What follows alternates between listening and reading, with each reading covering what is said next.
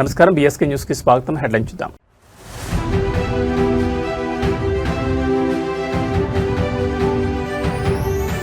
రైతు భూములకు 22A ఆంక్షల నుంచి విముక్తి. సీఎం చంద్రబాబు నాయుడు సర్కార్ చారిత్రాత్మక నిర్ణయం.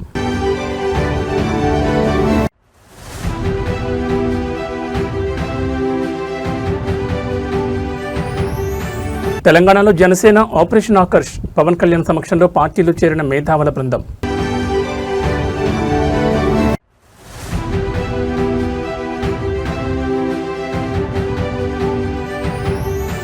షాబాద్లో దారుణ నరమేధం. 6గురిని పాశవికంగా నరికి చంపిన ఫోక్సో కేసు నిందితుడు.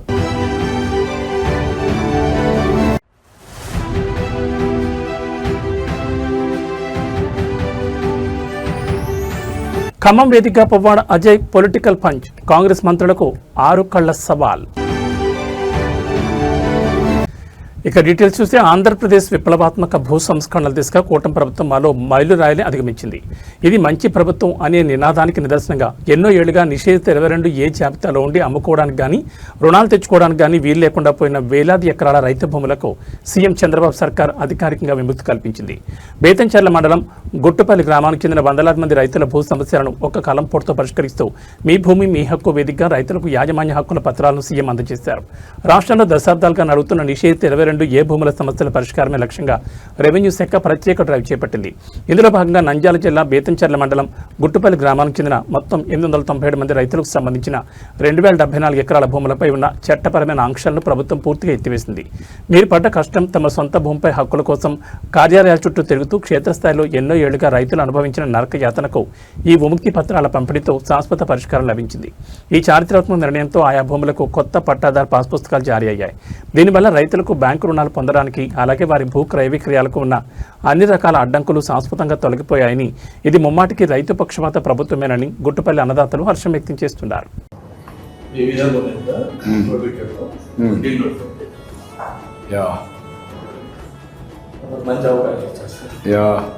ఇప్పుడే ఆ రికార్డులో మీరు చూస్తే అంతవరకు లెటర్స్లో పెట్టి నోటిఫికేషన్ చేసేసారు, ఎవరు అమ్మడానికి లేదని. 2074.61 ఎకరాలు మీ సర్వే నెంబర్ మొత్తం నోటిఫికేషన్ చేశారు. ఇప్పటి నుంచి మీరు అమ్ముకోవచ్చు, ఇంకా స్వేచ్ఛగా ఉండొచ్చు. మీ ఒక్క చేసిన కష్టాన్ని మీకు పెట్టిన ఇబ్బందిని తొలగించాం. ఒక మాటలో చెప్పాలంటే ఇలాంటి చాలా సమస్యలు ఉన్నాయి నాకు. మీ అందరి అభిమానం, మీ అందరి ఆశీస్సులతో ఇలాంటి సమస్యల్ని పరిష్కారం చేసి మీరు మీ కుటుంబం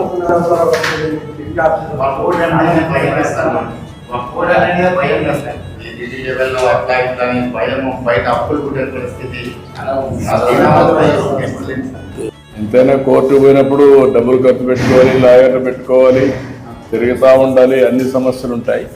ఇవన్నీ అదే మొత్తం వాళ్ళు ఇష్ట ప్రకారం వదిలేశారు, మేము గాలి కొదిలి పెట్టారు.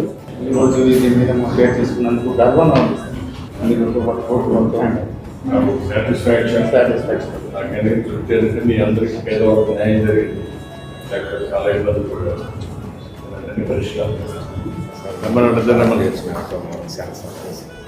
మీ అందరికీ విముక్తి కలిగించాం. ఇలాంటి చాలా ఉన్నాయి. మీ అందరి ఆశీస్సులతో ఇంకా ఇలాంటివన్నీ చేయాలని, అందరికీ న్యాయం చేయాలని అన్నీ చేస్తాం.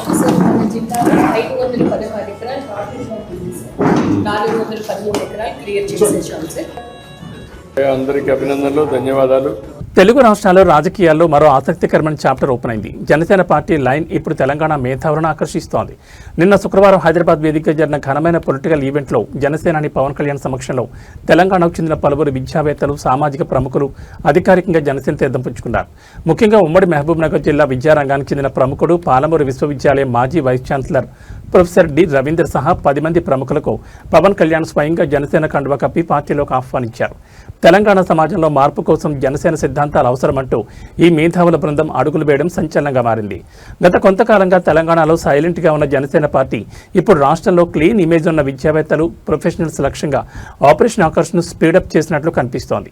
యూనివర్సిటీ పరిపాలనా రంగంలో సుదీర్ఘ అనుభవం ఉన్న మాజీ వీసీ ప్రొఫెసర్ డి రవీందర్ లాంటి మేధావులు పార్టీలోకి రావడం జనసేన సిద్ధాంతాలకు క్షేత్రస్థాయి బలాన్ని ఇస్తుందని విశ్లేషకులు భావిస్తున్నారు.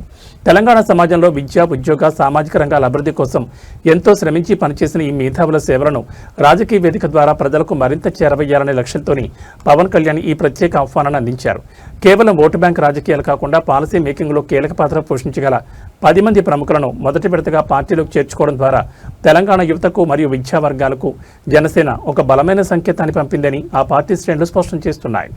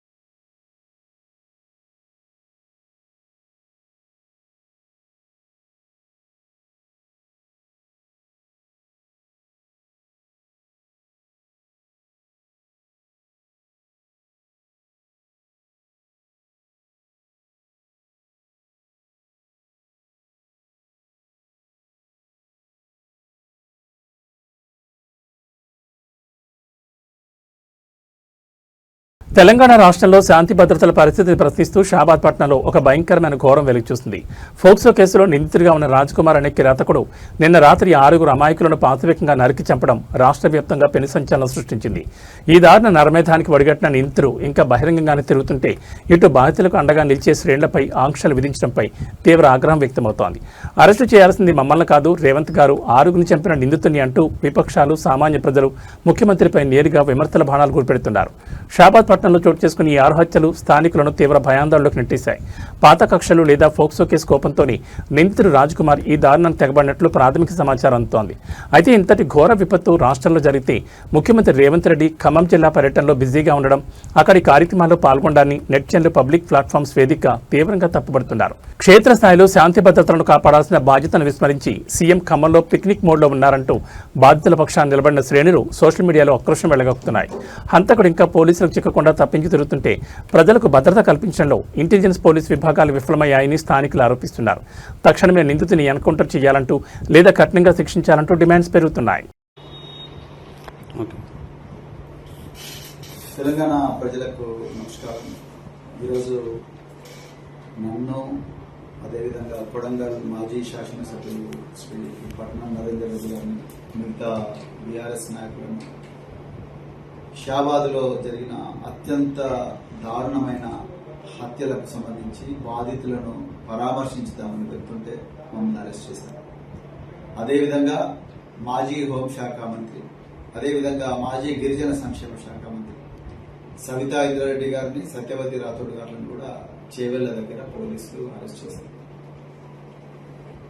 ఇలా పెద్ద ఎత్తున ప్రజలు షాబాద్ పోలీస్ స్టేషన్ ఎదురుగా ధర్నా చేస్తున్నారు, వేల సంఖ్యలో. ఇలా నేను తెలంగాణ ప్రజలకు చెప్పాలనుకున్న విషయం ఏంటంటే, తెలంగాణ ప్రజలు, తెలంగాణ రాష్ట్రం ఈ రేవంత్ రెడ్డి గారి పాలనలో ఆయన హోంశాఖ మంత్రిగా ఉండగా పోక్సో కేసులకు అడ్డగా మారింది. ఇది ఒక మాజీ పోలీస్ అధికారిగా, ఒక తెలంగాణ బిడ్డగా ఈ మాట చెప్పాలంటేనే బాధేస్తున్నది, కానీ ఇది వాస్తవం. ఇక నిన్న రాత్రి షాబాద్లో 6 మందిని ఒక నిందితుడు, రాజ్కుమార్ నిందితుడు అత్యంత ఘోరమైన రీతిలో చాలా కూల్ గా 6 మందిని చంపడం జరిగింది. ఒక్క పోలీస్ అధికారి కూడా దీంట్లో అడ్డం పోలేదు. అసలు విషయం ఏంటయ్యా అంటే, మే 16వ తారీఖు నాడు, అంటే సరిగ్గా 55 రోజుల క్రితం, మే 16వ తారీఖు నాడు ఈ నిందితుడి మీద పోక్సో కేసు రిజిస్టర్ అయింది. ఈ రోజు చనిపోయిన అమ్మాయి, వాళ్ళ అమ్మ, వాళ్ళ మామ, వాళ్ళిద్దరూ కలిసి షాబాద్ పోలీస్ స్టేషన్ లో ఒక కంప్లైంట్ ఇచ్చారు. ఈ కంప్లైంట్ ఇచ్చిన తర్వాత ఒక్కరోజు కూడా ఆ నిందితుడిని, ఆ రాజ్కుమార్ నిందితుడిని పోలీసు వాళ్ళు పోలీస్ స్టేషన్ కి తీసుకురాలేదు. 55 రోజులు. అయ్యా రేవంత్ రెడ్డి గారు, మీరు ప్రతి చోట కూడా కోట్లాది రూపాయలు ఖర్చు చేస్తూ, మీటింగులు పెడుతూ రాష్ట్రంలో తెలంగాణ తొలి ముఖ్యమంత్రి తెలంగాణ పొలిటికల్ రణక్షేత్రంలో ఖమ్మం వేదిక మాటలతో తలపేలుతున్నాయి. ముఖ్యమంత్రి రేవంత్ రెడ్డి ఖమ్మం పర్యటన వేళ బీఆర్ఎస్ మాజీ మంత్రి పువ్వాడ అజయ్ కుమార్ అధికార పక్షంపై అత్యంత ఘాటైన పొలిటికల్ పంచ్ వేశారు.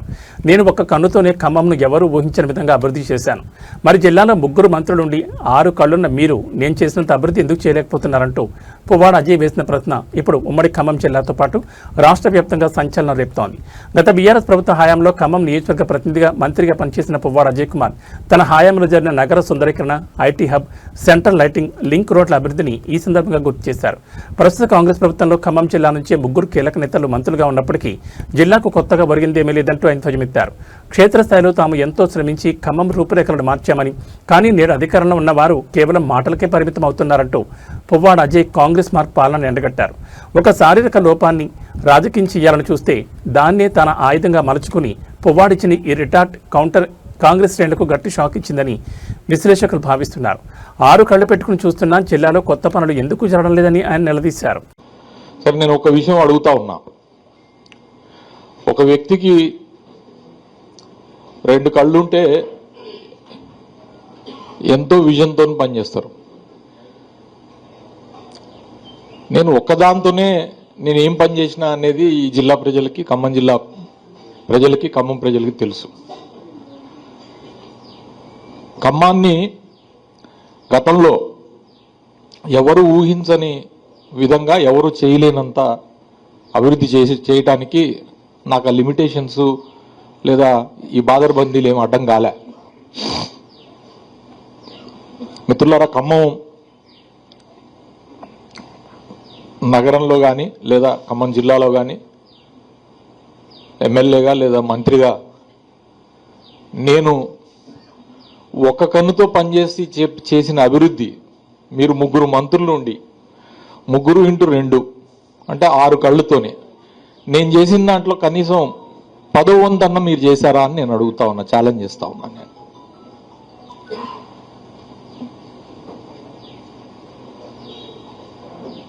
ఒట్టిగా వచ్చి అడ్డం పొడుగుడు మాట్లాడు తప్పితే లేదా రాజకీయ అవకాశవాదంతో అటు ఇటు మారి ఇదంతా నేనే చేసిన అని చెప్పుకునే అలవాటు నాకు లేదు.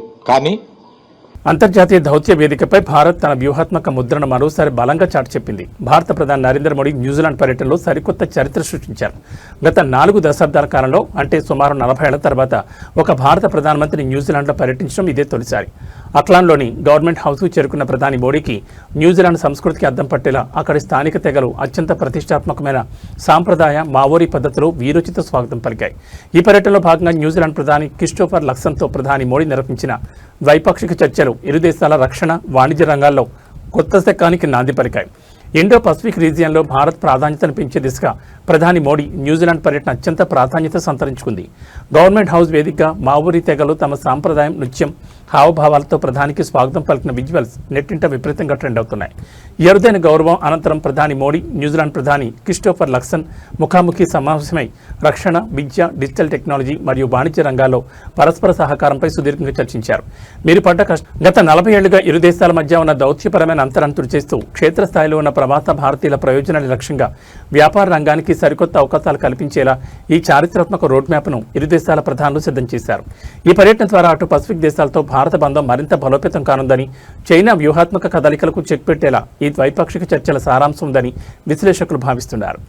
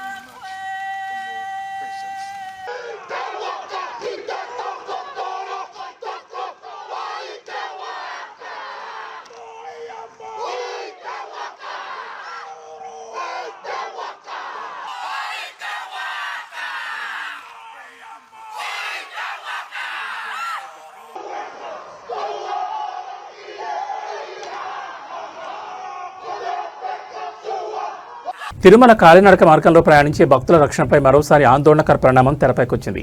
అలిపిరి నడక మార్గంలోని అత్యంత సున్నితమైన ప్రాంతమైన శ్రీ నరసింహస్వామి ఆలయ సమీపంలో నిన్న రాత్రి హఠాత్తుగా ఒక పెద్ద చిరుతపులి ప్రత్యక్షమైంది.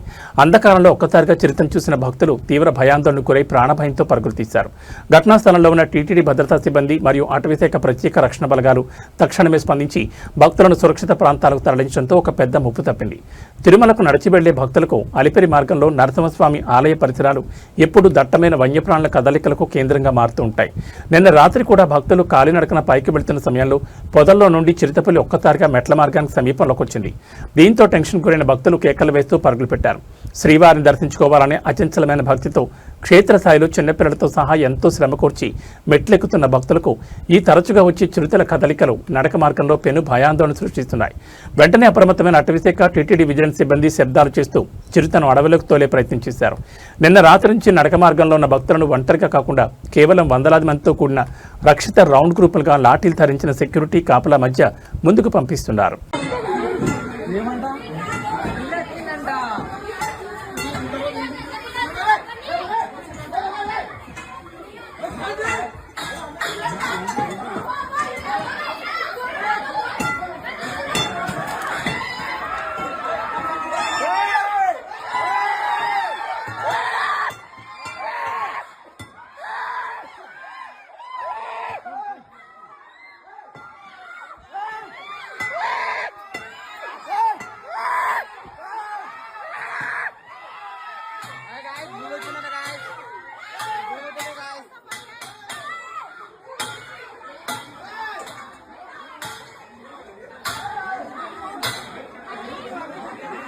గోదావరి నది పరివాహక ప్రాంతంలోని యానాంలో ఒక అసాధారణ మరియు ఆందోళనకరమైన ఘటన వెలుగుచూస్తుంది. యానా మీదుగా ప్రవహించే గోదావరి నదిలో భారీ సంఖ్యలో చేపపిల్లలు ఆకస్మికంగా మృత్యుపడ్డాయి. నది ఒడ్డు పొడవున వేలాది చేపపిల్లల కళేబరాలు కొట్టుకొచ్చి కుప్పలుగా పెరిగిపోవడంతో స్థానిక మత్స్యకారులు మరియు నివాసితులు తీవ్ర భయాందోళనకు గురవుతున్నారు. నీటిలో రసాయన కాలుష్యం కరవడం వల్ల ఈ విపత్తు జరిగిందా, లేక ఎండ తీవ్రత లేదా ఇతర కారణాల వల్ల ఆక్సిజన్ శాతం తగ్గిపోయిందా అనే సందేహాలు వ్యక్తమవుతున్నాయి. యానాం గోదావరి నదిని నమ్ముకుని వందలాది మత్స్యకార కుటుంబాలు జీవనం సాగిస్తున్నాయి. అయితే నిన్నటి నుంచి నది నీటిపై చేపపిల్లలు తేలడం ప్రారంభమై రాత్రికి రాత్రి భారీ సంఖ్యలో ఒడ్డుకు కొట్టుకొచ్చాయి. పరిశ్రమల నుండి వెలువడే రసాయన వ్యర్థాలు నదులు కలవడం వల్లే ఈ ఘోరం జరుగుంటుందని స్థానికులు బలంగా అనుమానిస్తున్నారు. వేటను నమ్ముకుని ప్రతిరోజు నదిలోకి వెళ్లి రూపాయి సంపాదించుకుంటూ క్షేత్రస్థాయిలో బతుకుబండిని లాగిస్తున్న మత్స్యకారులకు ఇలా ఒకేసారి నదిలోని చేపల సంపద తుడిచిపెట్టుకుపోవడం కోలుకోలేని దెబ్బగా మారింది. ఈ పర్యావరణ ప్రమాదంపై మత్స్యశాఖ మరియు కాలుష్య నియంత్రణ మండలి అధికారులు తక్షణమే స్పందించాలని బాధితులు డిమాండ్ చేస్తున్నారు. నదిలోని వివిధ పాయింట్ల నుండి నీటి నమూనాలను సేకరించి ల్యాబొరేటరీ పరీక్షల ద్వారా వాస్తవాలను వీలైనంత త్వరగా బహిర్గతం చేయాలని కోరుతున్నారు.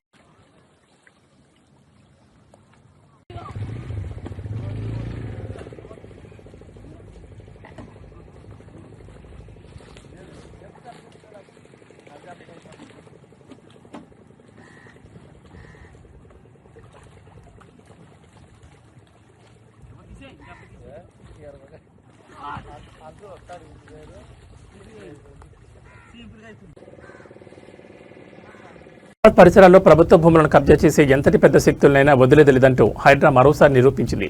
మేడ్చల్ మల్కాజ్గిరి జిల్లా కుత్బుల్లాపూర్ మండలం పేట్ బషీర్బాద్లో నిన్న శుక్రవారం హైడ్రా అధికారిక యంత్రాంగం అత్యంత భారీ ఆపరేషన్ చేపట్టింది. సర్వే నెంబర్ 25/2లో ఉన్న హెచ్ఎండి అధీనంలోని కోట్ల విలువైన ప్రభుత్వ భూమిని ఆక్రమించి క్రీడా మైదానంగా వాడుకుంటున్న సెయింట్ ఆన్స్ హై స్కూల్ ప్రహారీ గోడలను హైడ్రా జేసీబీలు ముక్కలు చేశాయి.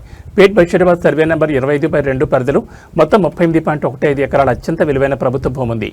దీని గతంలోనే రాష్ట్ర ప్రభుత్వం జర్నలిస్టుల హౌసింగ్ సొసైటీకి కేటాయించింది. అయితే ఈ ఖాళీ స్థలంలో కొంత భాగం అన్యాక్రాంతం కాకుండా కాపాడేందుకు గతంలోనే హైడ్రా 36.25 ఎకరాల మేర కంచె వేసి భద్రపరిచింది. కాగా మిగిలిన 1.30 ఎకరాల స్థలాన్ని సెయింట్ ఆన్స్ హై స్కూల్ యాజమాన్యం తమ అధీనంలో ఉంచుకుని ప్లే గ్రౌండ్గా వాడుతూ చుట్టూ కాంపౌండ్ వాల్ నిర్మించింది. విద్యా సంవత్సరం ముగిసే వరకు సమయం కావాలన్న స్కూల్ యాజమాన్యం విజ్ఞప్తిని గతంలో మన్నించిన అధికారులు ఆ గడువు ముగిసిన ఆక్రమణను తొలగించకపోవడంతో క్షేత్రస్థాయిలో కఠిన చర్యలకు దిగాల్సి వచ్చింది. శుక్రవారం ఉదయాన్నే భారీ పోలీస్ బందోబస్తు మధ్య రంగంలో దిగిన హైడ్రా సిబ్బంది స్కూల్ ప్రహారీ గోడను పూర్తిగా కూల్చేసి ఆ 1.30 ఎకరాల భూమిని స్వాధీనం చేసుకున్నారు. ప్రస్తుతం మొత్తం 38.15 ఎకరాల భూమి చుట్టూ పటిష్టమైన ఫెన్సింగ్ పూర్తి చేసి ఇది ప్రభుత్వ భూమి అంటూ స్పష్టమైన హెచ్చరిక బోర్డులను నాటారు.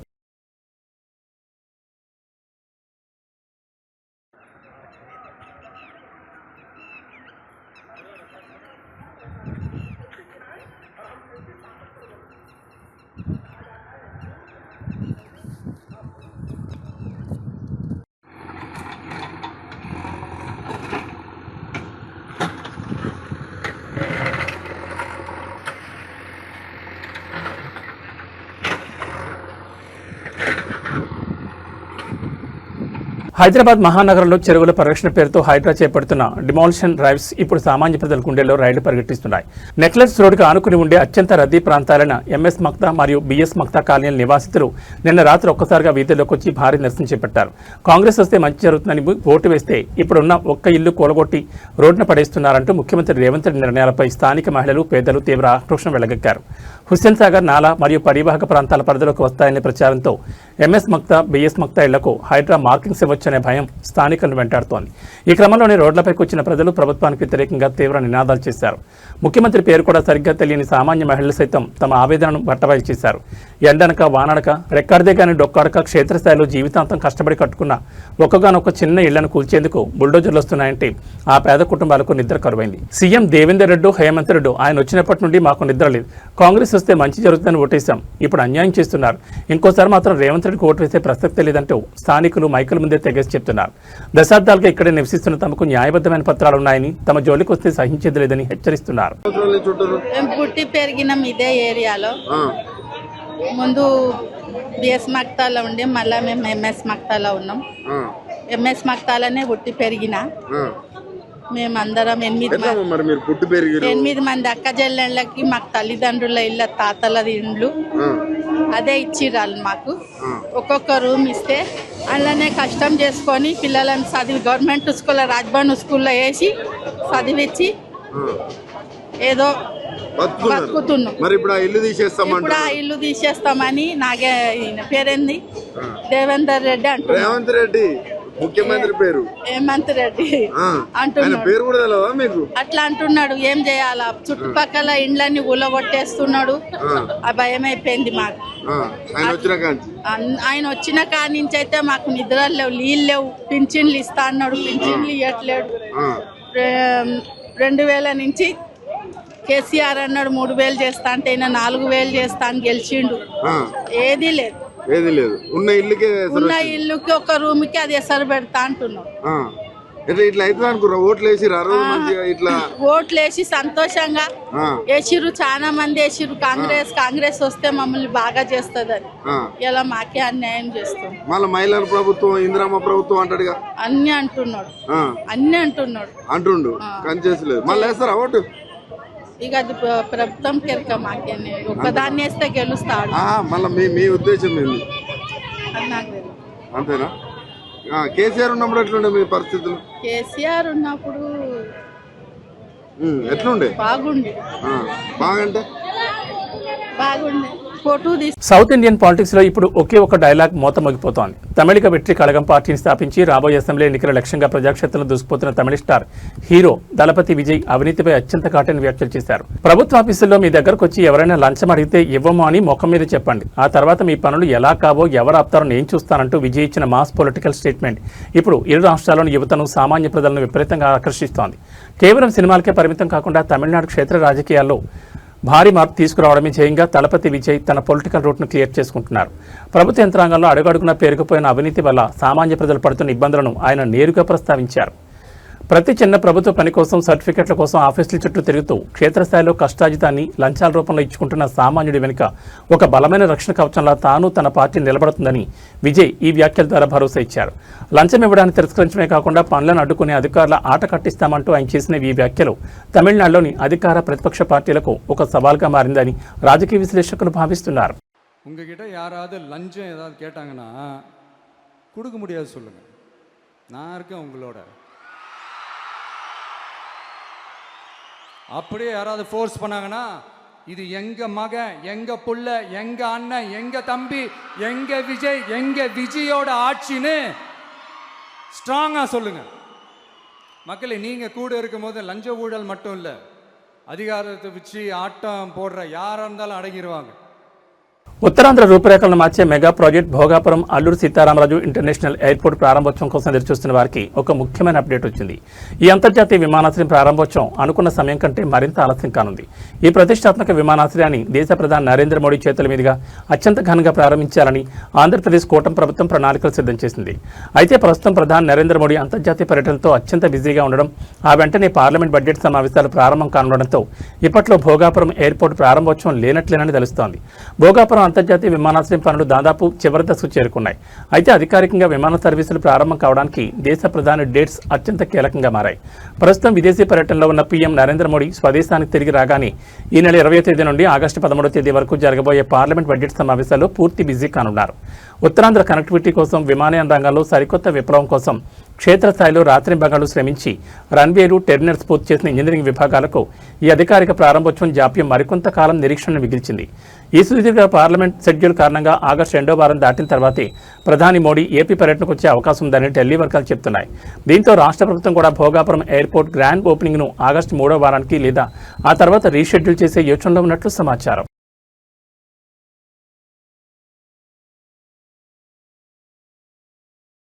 గ్లోబల్ టెక్నాలజీ రంగంలో హైదరాబాద్ బ్రాండ్ ఇమేజ్ను మరింత పెంచేలా సరికొత్త సదస్సు ప్రారంభమైంది. హైదరాబాద్ నోవాటల్ వేదికగా అత్యంత ప్రతిష్టాత్మకంగా జరుగుతున్న HYSCA మరియు GCCS IT leaders round table సమావేశానికి కేంద్ర ప్రభుత్వం తరపున కీలక ప్రతినిధులు హాజరయ్యారు.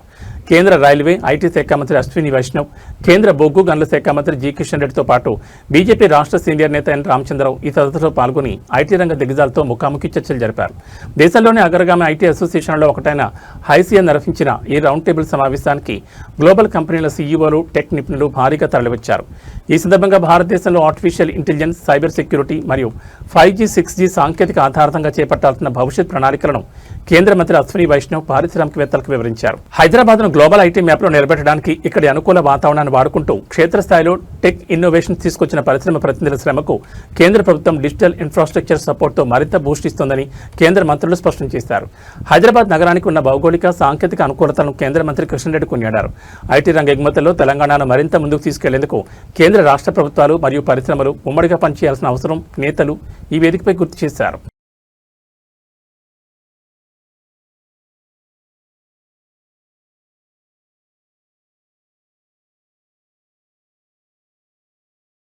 ఏవీ బులెటిన్ విశేషాలు. నమస్కారం.